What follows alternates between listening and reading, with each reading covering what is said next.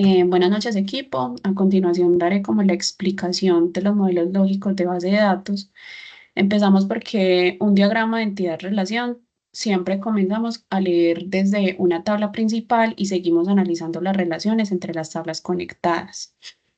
Las relaciones se representan con símbolos específicos. En este caso es de uno a muchos. De uno a muchos. En nuestro modelo los términos utilizados son los siguientes. PK, que significa la clave primaria que identifica de manera única cada registro en la tabla. FK, que es la clave foránea, que crea una relación entre esta tabla y la otra tabla referenciada. Y los campos que no tienen ni FK ni PK son atributos propios de la tabla. La tabla principal en este caso es la tabla de empleados. Y desde aquí se construyen pues como las relaciones con el resto del modelo. Veamos a continuación estas relaciones. Entonces acá está la relación con histórico. Entonces un empleado puede tener muchos registros históricos. Entonces acá dice muchos. Al leer estas relaciones en sentido contrario, vemos que un registro histórico pertenece a un empleado específico. Entonces, de uno a muchos, de muchos a uno. Relación con cargos. Un empleado tiene asignado un cargo. A su vez, un cargo no puede tener muchos empleados asignados. Lo mismo la relación con los departamentos. Pues acá está. Un registro histórico hace referencia a un departamento. Acá está uno. Y un departamento puede tener muchos registros históricos. La relación con localizaciones y ciudades. Esta parte de acá, estas dos tablas. Un departamento tiene asignada un departamento, perdón, esta partecita, tiene asignada una localización. Acá hay uno. Y una localización puede tener asociado muchos departamentos. Y lo mismo con la ciudad. Cada localización pertenece a una ciudad y una ciudad puede tener muchas localizaciones. Entonces acá estamos en estas dos tablas que se crearon aparte, que es la de participación de capacitación y capacitación. Entonces en el modelo se agregan estas dos tablas. Y este se hace con el fin de resolver la relación de muchos a muchos que existe entre empleados y capacitación. Esta que es la principal y la capacitación. Un empleado puede asistir a muchas capacitaciones y una capacitación puede incluir a muchos empleados. Entonces, para evitar este tipo de relación de muchos a muchos, que se crea una tabla intermedia que es participación de capacitación que normaliza el modelo. Entonces, acá la tabla de empleados, voy a explicar esta de la tabla principal, estas tres claves foráneas. Entonces, empleado cargo ID hace referencia a la tabla de cargos. Acá está. El departamento ID hace la tabla, hace referencia al de departamentos. Y hay una en especial que es la de gerente. Entonces, esta apunta, ya que no apunta a ninguna tabla externa, no hay ninguna tabla que se llame gerentes, sino que hace referencia a la misma tabla de empleados. Esto significa que un empleado puede ser gerente de otro empleado, creando una relación jerárquica dentro de la misma tabla. Hacemos un ejemplo, yo soy empleada y algunos de mis compañeros también lo son. La diferencia es que yo soy la gerente y mi compañero es el empleado que reporta a mí, pero ambos registros están en la misma tabla, pero se diferencian por ese valor de la clave foránea. Entonces acá está la relación de la misma tabla, entonces acá está la foránea de gerente y hace relación como a esta clave primaria. Entonces las tablas que no tienen claves foráneas, como esta por ejemplo de cargo y esta por ejemplo de departamento, son aquellas que no dependen de ninguna otra tabla para sus datos y no establecen relaciones directas con otras tablas en este modelo. Bueno, a continuación mi compañera Mariana explicará el modelo físico, el código. Listo. El modelo físico se diseñó básicamente en 9 tablas interrelacionadas que cubren aspectos clave como empleados, departamentos, cargos, capacitaciones, localizaciones y más. Empezamos con la creación de tablas fundamentales. La primera es países, que almacena en los que la empresa opera. La segunda, ciudades, que relaciona cada ciudad con su país. La tercera es departamentos, que contienen los diferentes departamentos de la empresa como recursos humanos o marketing.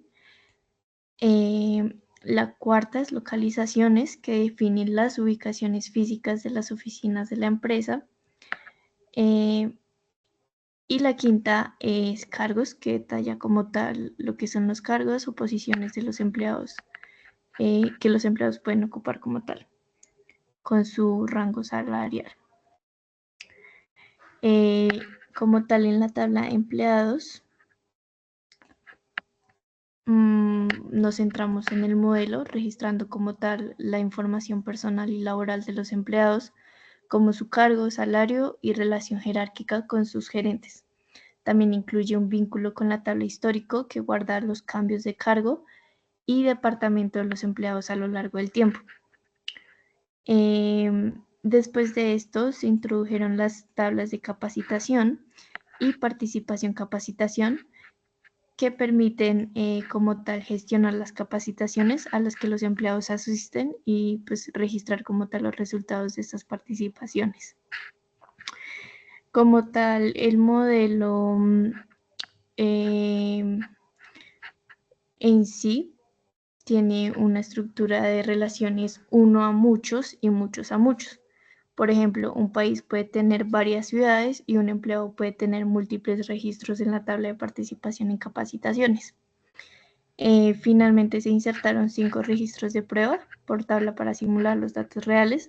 Estos incluyen países, ciudades, empleados, capacitaciones y participaciones. Todo esto permite gestionar de manera integral los procesos de recursos humanos de la empresa, manteniendo como tal una integridad en todos los datos. El requerimiento de la entrega lo hicimos en MySQL Workbench, en el Query 1, que es el primer requerimiento. Creamos la base de datos de recursos humanos. Acá creamos el usuario de Poli 01, pues con los privilegios también requeridos.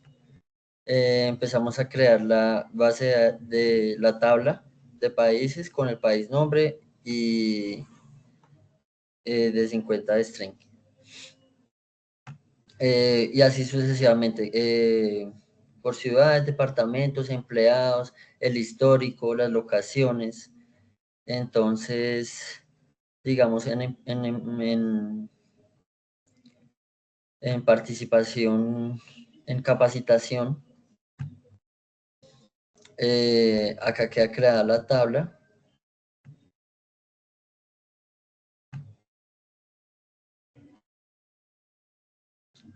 Este es el código.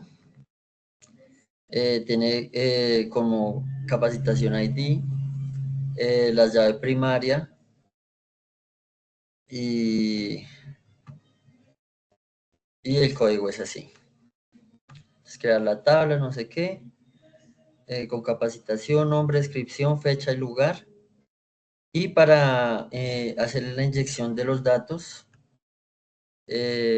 hacemos acá el insert para capacitación, nombrando cada uno, los valores, y por eso se puede capacitación tabla. Y así quedaría, digamos que acá se puede editar los valores en cada una de las celdas. Bueno, mi compañero Juan Diego va a explicar sobre los usuarios, el ID de los empleados, que fue la tabla que más se le dio con más identificadores. Muy bien, ahora nos enfocaremos en la tabla empleados. Aquí tenemos la tabla de los empleados con su distribución, sus nombres, su email y todo bien estructurado. Y pasaremos a ver cómo se emplea el código. Muy bien. Aquí tenemos el comando create table empleados. Esta construye una tabla que almacena la información de todos los empleados. Ahora a continuación daremos un breve resumen de los atributos.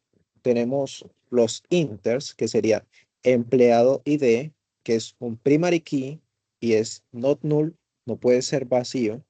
Tenemos empleado cargo ID, empleado manager ID y empleado departamento ID, que por defecto pueden ser nulos. Después tenemos las cadenas de texto o varchar. Aquí tenemos como 50 caracteres el empleado nombre y el empleado segundo nombre. Y hasta 100 caracteres tenemos el empleado email. De igual forma tenemos las fechas y números. Aquí tenemos como ejemplo empleado fecha nacimiento con un date y empleado venta, empleado comisión con un decimal que puede ser nulo.